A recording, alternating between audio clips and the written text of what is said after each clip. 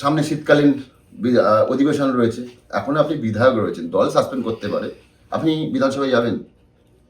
আমি 3.5 বছর যাইনি 5 বছরের মধ্যে। হাত তোলার জন্য তো আমি বিধায়ক হইনি, আমি লড়াই করেই বিধায়ক হয়েছি। এটা যেন কোনো লোক না ভুলে যায় যে আমি বিরোধী দলনেতা ছিলাম। আমি 30 নিয়ে বিরোধী দলনেতা করে 11তে মমতা বন্দ্যোপাধ্যায়ের পাশে বসে মন্ত্রিসভায় এসেছিলাম। সুতরাং এই আগুন নিভে নাই, এটুকু বলতে পারি। আগুন নেবে নাই, কিন্তু আপনি বসবেন কোথায়? যে কোনো জায়গায়। আরে আমাকে তো বিরোধী দলনেতা সম্মানই দেয়নি বামপন্থীরা। আমার তো 9 মাস লেগেছে রেকগনিশন অ্যাজ এ বিরোধী দলনেতা, তাতে কি আমি থেমে গেছি? বসেছি, এখানে মুড়ি খাইছি, ওখানে মুড়ি খাইছি, রাস্তায় মুড়ি খাবো।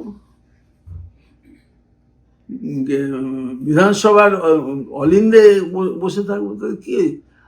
দেখো, যারা রাজনীতি করে তারা যদি এইটা ভাবে যে এটাই পার্মানেন্ট, নাথিং ইজ পার্মানেন্ট। এই আসন নিয়ে আমি মোটেই চিন্তিত নই। আমি পদ্মাসনে যাব না এমনি যাব আমি তো তা জানি না, কিন্তু আমি আসনে কোন আসনে বসবো, যে আসনে বসার নির্দিষ্ট করে দেবে এই অধ্যক্ষ, সেই আসনেই বসবো। যদি অধ্যক্ষ মনে করে যে আসনে ছিলাম এমনি তো সে আসনে আমি এখন মন্ত্রী নেই, সে আসনে আমি বসতে পারবো না, যারা এই প্রশ্ন তোলে তারা এটা দেখে না। আমার যেখানে বসার বসবো। বালু কোন আসনে বসছে? বালক তো এখন মন্ত্রিত্ব চলে গেছে, যেহেতু সে তো চেঞ্জ হয়েছে অটোমেটিক। তা তো আমারও তো মন্ত্রিত্ব চলে গেছে, আমার তো বালুর মতনই অবস্থা হবে, আমার আরো খারাপ অবস্থা হবে। আপনাদের কথায় নাকি আমি বিলম্বিত হয়েছি। কেন বলছেন এটা? আপনি প্রশ্ন তুললেন, সাসপেন্ড করেছেন, এই করেছেন। বিধানসভাতে কবে দেখছি তাহলে? জবে যাব। সেই জবেটা কবে আসবে?